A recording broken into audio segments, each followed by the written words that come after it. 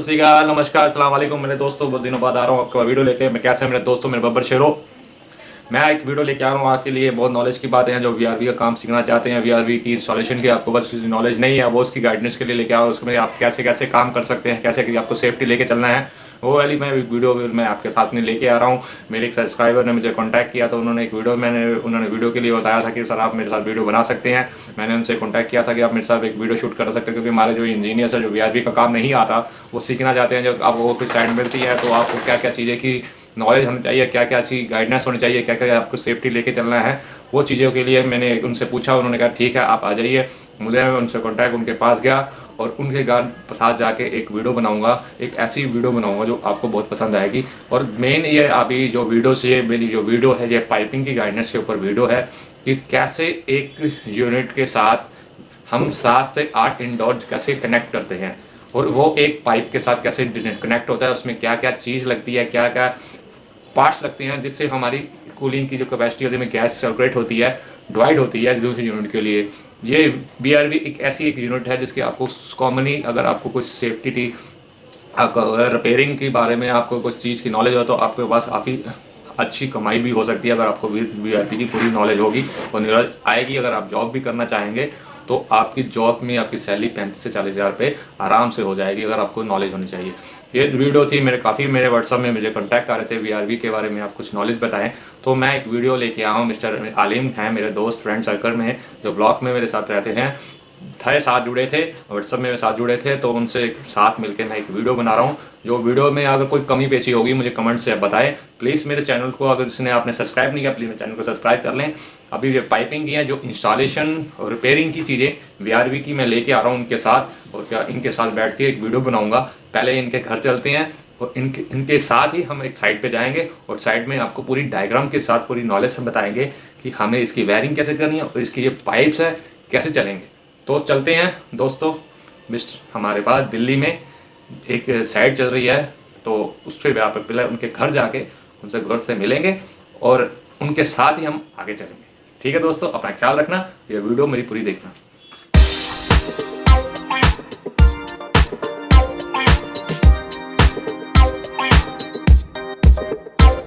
ओ भाई चलो यार,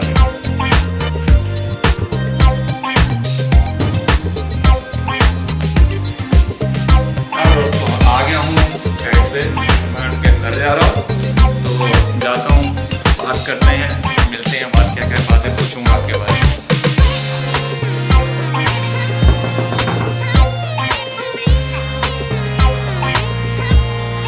हाँ भाई, मैं आदिपाल सिंह, आपका नाम? आए नाजिम भाई, अलीम भाई हैं, आइए।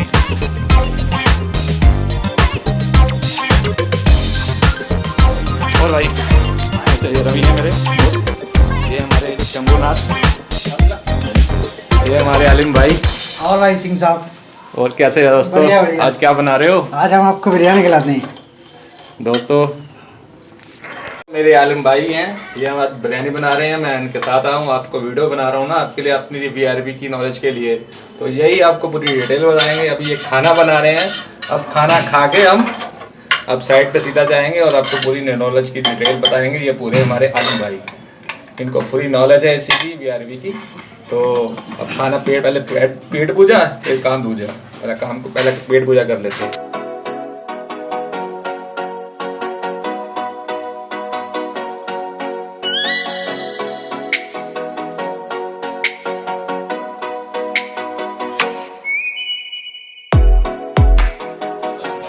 आ गया हूँ साइड में आमिर अलीम भाई साहब के साथ, नाम भूल गया हूँ थोड़ा, सॉरी भाइयों। बस ये मैं साइड में आ गया। अब इनसे पूछूंगा ये कितने टन की साइड है, कितने टन की सर ये साइड? सर टन के हिसाब से तो ये ऐसी बैठेगी कम से कम 640 या 50 टन की, 800 की एचपी 800 एचपी साइड की। तो ये मैं अपने दोस्तों को बताऊँ, ये आप कैसे डिवाइड करेंगे?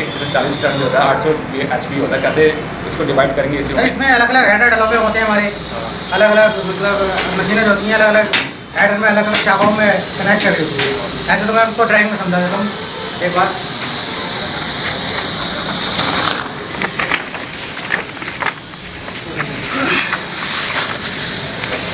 ये हमारी ड्राइंग है पूरी, ये हमारे राइट साहब, इसमें तो ये हमारे काले काले जो देख रहे हैं ये रैपनेट है, इसमें से हमारा हेडर निकला है, ये एक निकला है हरा वाला हेडर।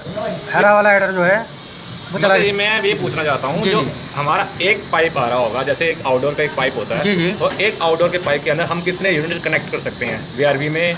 जी जी, वो सर HP के हिसाब से होता है। हमारा 24 HP का हमारा ये वाला हेडर है, तो इसमें पाइप साइज अलग अलग होती हैं, अलग अलग इसमें कैसेट भी है, स्प्रेड भी है।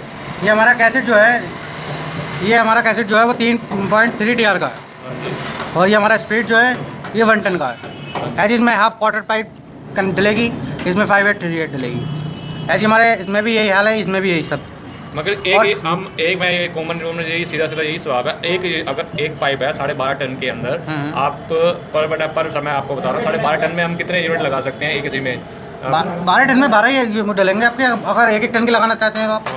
नहीं तो फिर डिवाइड जितने भी डिवाइड कर लें। रिकॉर्डिंग होगा कि हाँ, जितना बड़ा रूम है 2 रूम के आपके 4 लगा लो या ऐसा। जी जी जी, 3 टन के आप, जैसे हमारे 24 HP का ये हेडर है, 24 HP में 3 टन का ही हो गया, 1 टन का ही हो गया, और 3.3 का ही हो गया, 3.3 है, 3.3 है, और 3.3 है, और उसका एक हेडर का ही रहेगा। अच्छा, ये टोटली AC होंगे कितने इनके अंदर लगे हुए हैं? ये हमारे AC हैं 1 2 3 4 5 6 7 8 9 10 AC हैं। 10 AC, और बाकी इसके जो हमारे डक्टेबल यूनिट्स होंगे वो अलग है, 1 2 3 4, ये अलग हेडर थे। ये अलग आइटम है कि एक पाइपिंग में हमारे कैसेट के लिए अलग पाइपिंग होगी, हमारे जो डक्टेबल यूनिट के लिए अलग पाइपिंग होगी, और जो हमारी जो हम डिवाइड करेंगे HU के लिए अलग पाइपिंग होगी, TFA के लिए अलग पाइपिंग, TFA के लिए अलग पाइपिंग होंगी। ये प्रैक्टिकली बता देंगे मुझे एक बार? मैं आपको प्रैक्टिकल अभी मैंने जो आपको हेडर बताया है, वो हेडर ये वाला है। ये किसका है? ये हमारा 24 HP का हेडर। 24 HP का हेडर। अभी इसके आगे ये हमारे यूनिट लगेगा। 73 का रेफनेट हो गया। हाँ जी, उसके आगे हमने पाइप जोड़ दी है, अलग साइज है। हाँ जी, वो जैसे जैसे पाइप जाएगा छोटा होता जाएगा। ये कितने का बच्चे कितने का पाइप है, कितना मोटा पाइप है? पाइप होगा 138 का। अच्छा, 138 का पाइप है ये। यार जैसे आपने हाइडर लगा दिया, ये हाइडर से ही 2.0 में डिवाइड होगी, एक लाइन हमारे यूनिट में लग जाएगी है, और दूसरी पाइप हमारी सीधी आगे चली जाएगी। आगे आपको दिखाता हूँ, ये हमारा 72 का रेफनेट लगा हुआ। हाँ जी, 72 का रेफनेट है। एक पाइप जो है सेक्शन डिस्चार्ज की जो है वो अंदर कैसेट में होगी, वो हमारी ये पाइप लगा रही, हमारा कैसेट लग जाएगा। अच्छा, बाकी जो है ऐसे ही कॉमन जुड़ते चले जाएंगे और सब लगते चले जाएंगे। अच्छा, यही है कि जैसे जैसे हमें हाइडर लगा रहे हैं एक पाइप के साथ हमने यूनिट डिवाइड कर दी है, घुमा दिए यूनिट। वायरिंग वगैरह जो होती है, वायरिंग इसकी जो डलती है वो भी सर्कल के हिसाब से डलती है। हाँ, एक में एक जॉइंट करके डलती है। हम ऐसे नहीं किसी के भी कॉमन किसी के साथ डाल दें, एक सर्किट लेके चलना पड़ता है इसमें। लास्ट वाले से ले जाएंगे हम, लास्ट वाले से दूसरे वाले में डालेंगे, उससे दूसरे वाले में डालेंगे। जैसे मैं आपको ड्राइंग में समझा सकता हूँ। इसे क्या कहते हैं? रेफनेट। इसे रेफनेट कहते हैं। ये AC की स्प्लिट ड्रिल की। हाँ दोस्तों, अगर ये पाइप देखते हैं, ये पाइप के साथ आपको पूरा डायग्राम मिलेगा, जो इसके साथ प्रिंटेड डायग्राम होता है, उसके थ्रू भी आपके पाइप की इंस्टॉलेशन की पूरी गाइडलाइंस मिलेगी। और फिर सारी ये गाइडलाइंस पूरी डायग्राम में ही होती है। जैसे कि ये हाइडर जा रहे हैं वो सारे मेंशन होते हैं वो डायग्राम में, वो डायग्राम आपको जो भी किसी साइड में जाएंगे वो डायग्राम आपको पहले देंगे। उसी हिसाब से ये पाइपिंग की जो आप इंस्टॉल देख रहे हैं, बेसिक जो टाइप डाल रहे हैं, कहाँ पाइप की नोब हाइडर लगेंगे, जहाँ हमने ये अपने रूम में ये अपनी लाइन देनी है, इसका सारा बेसिक पर्पस दिया होगा। और आपको बस यही करना है, कुछ डिजाइनर्स होते हैं ये पाइपिंग के अंदर जो हम जो वेल्डिंग सोल्डरिंग करते हैं उसकी भी पूरी नॉलेज मैं आपको बताऊंगा, उसको आपने क्या क्या ध्यान देना है। ये देखिए पूरी लाइन जा रही है, ये दो देखो आपसे दो डिवाइड हो रही है, एक साइड हमारी अंदर को चलेगी कैसेट या इंडोर के अंदर, और दूसरी पाइप हमारी स्ट्रेट उसी लाइन से सेक्शन डिस्चार्ज आगे को चलेगी दूसरी यूनिट के लिए।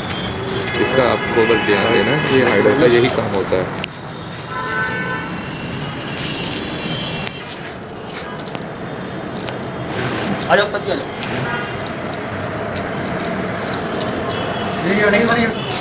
हाँ तो भाई ये रेफनेट जो लगा रही है किस बेसिक में होता है, या टॉपिक क्या होता है, इसकी पर्पस क्या होता है, ये लगाने का क्या कारण होता है? कि दोस्तों ये हमारा रेफनेट है, ये लिक्विड लाइन का रेफनेट है। हाँ, ये हर इंडोर के लिए डिवाइड किया जाता है। अच्छा, इस रेफनेट से आप हर मशीन जोड़ सकते हैं, उसको ऑन कर सकते हैं। ये रेफनेट का साइज क्या है? ये रेफनेट का साइज़ है आपका 72 का है। 72 72 क्या? 72 इसका साइज़ है, मशीनों के साइज डिज़ाइन के हिसाब से। और सेक्शन लाइन का? ये सेक्शन का दोनों का 72 के लगे हुए हैं।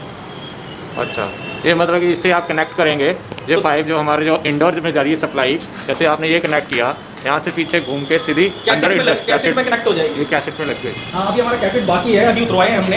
अच्छा। हाँ, 1 घंटे से कैसेट उतार रहे थे, अब हम रैकेट फिटिंग करके वो कैसेट को फिटिंग करेंगे। हाँ भाई, ये आप जो वेल्डिंग कर रहे हैं, सोल्डरिंग कर रहे हैं, आपने वीआरवी में टाँका लगाने का क्या क्या ध्यान देना चाहिए? सर टाँका लगाते टाइम हमें वीआरवी में ध्यान देना चाहिए। जब भी हम टाँका लगाएं इसके अंदर कम से कम इतना नाइट्रोजन चलना चाहिए, इतनी तेज नाइट्रोजन चलना चाहिए कि इसके अंदर कार्बन ना जमे। और कितना प्रेशर नाइट्रोजन का होना चाहिए? कम से कम सर हमें मतलब वैसे तो सर आपका 5 PSI 6 PSI 10 PSI तक चलता है, मगर हमें यहाँ पर अपने अनुसार क्या करना चाहिए, मतलब नाइट्रोजन के अंदर कार्बन ना जमे। इससे कि नाइट्रोजन का ये पर्पस होता है कि इसके अंदर जो हम जो टाँका लग रहा है उसका कार्बन ना इसके अंदर रह जाए, जो हमारे जो रनिंग क्राइटेरिया में जो इसका कार्बन एक्सपेंशन में ना चॉकिंग ना कर दे। और भी इसके कई कारण होते हैं। ये हमारा साइज़ जो है टाँका लगाते टाइम ये भी ध्यान देना चाहिए कि साइज़ जो रेडमेट का साइज़ है, जो पाइप हमारा साइज़ है 3/8 साइज़ हमारा पाइप का, तो रेडमेट के 3/8 में ही घुसना चाहिए। अच्छा, ये भी रेडमेट गलत काट दिया तो थोड़ी प्रॉब्लम आ सकती है मशीन। बाकी जो साइज रेडमेट का साइज है उसी साइज के साथ आपने वो चीज़ डालनी है। जी, जी, जी। ये आपने ये नहीं आपने जो जुगाड़बाजी कर दी, हाथ पकड़ के कटिंग मूव कर दिया, ये चीज़ नहीं चलेगी वीआरवी में, नहीं तो फेल कर देगी कंपनी। Okay, thank you. तो ये देखो दोस्तों, ये टाँका लग रहा है, सोल्डरिंग कर रहे हैं जैसे आपको बस मैं देख रहा हूँ। इन्होंने ये टाँका लगाते हुए इतना एक ध्यान देना चाहिए कि देखो अब पीछे ये देखो नाइट्रोजन का इन्होंने पैकेट छोड़ा हुआ जिसमें 5 PSI या 10 PSI आपके अनुसार, जिसके टाँके के अंदर कोई कार्बन ना रह जाए, हमारे जो एक्सपेंशन में चॉकिंग के प्रॉब्लम दे, हमारी पूरी सेट का सत्यानाश कर दे। इसका नाइट्रोजन का आपको पूरा ध्यान देना है। ये यहाँ से स्टार्ट है पाइप। हाँ दोस्तों, मैं आपसे बार बार कह रहा हूँ कि आपको कोई भी अगर साइड देता है इतनी बड़ी, आपको उसके साथ आपको डायग्राम भी देगा, मैप देगा, तो आपको पूरी साइड की डिटेल बताएगा। हाइडर में आपको जहाँ लगाने हैं वो आपको पूरी डिटेल बता दी है। हेड में टाँका लगाते हुए इतना ध्यान देना है, आपने नाइट्रोजन का 5 से 10 PSI प्रेशर छोड़ना ही है, क्योंकि अगर इसमें हल्का सा भी कार्बन रह जाए यूनिट यानी पाइपिंग के अंदर, अगर हमारे इंडोर जब हमारे 8 इंडोर एक पाइप से जुड़े होते हैं, अगर एक ही इंडोर का कार्बन हमारे पौधों के एक्सटेंशन में या फिल्टर में ड्रॉप कर देगा तो पूरी मशीन का सत्यानाश ही उनका सत्यानाश कर देगा, जिससे हमारी मशीन की चॉकिंग हो जाएगी, मशीन में हेड प्रेशर बढ़ेगा, मशीन की ट्रिपिंग की प्रॉब्लम आएगी और पूरी से मशीन का पूरा बच्चा बैठ जाएगा, साइड का सत्यानाश कर देगा। और इस साइड में अगर एक बारी पाइपिंग हो जाती है, दोबारा पाइपिंग करने में बहुत दिक्कत आती है, तो आपको इतना ही ध्यान देना है। कोई भी अगर वीआरवी में काम करना है तो पूरा ही ध्यान से और एक तसल्ली बख्श काम करना है, तो किसी चीज़ की टेंशन नहीं लेनी इस काम पर।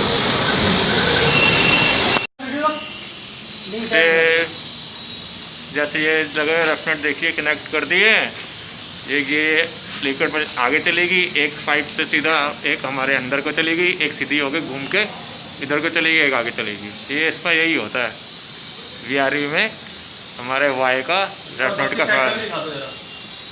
हम 32 साइड बड़ा वाला यूज़ करते हैं और सेफ्टी के लिए भी दिखा दो। हाँ दोस्तों, मैं ये देख रहा हूँ रेफनेट जो लगा दिया है, तो इसके साथ एक थर्माकोल आता है। थर्माकोल को भी इसको लगाना बहुत ही जल्दी, इसको अगर पूरी टांका लगाने के बाद इसकी लीकिंग टेस्ट कर लेते हैं नाइट्रोजन से, तो ये सही रहता है। तो उसके बाद इसको आपने थर्माकोल जो आता है उसके साथ आपको फिक्स कर देना चाहिए, क्योंकि अगर ये खुला रह जाए मॉइस्चर बनेगा, पूरी मॉइस्चर से पानी टपकेगा और पूरी गैस लीकेज के कारण नहीं होंगे इसके। ये नॉर्मल बत्ती है जिसे आप टांका लगाते हो वीआरवी का, जो भी जितने मीटर का पाइप होता है। हाँ सर, ये मैं आपसे एक बात पूछना चाहता हूँ, ये बत्ती कौन सी है? ये बत्ती नॉर्मल, ये बत्ती नॉर्मल है जो कितने कितने इंची के पाइप में बैठ कर सकती है?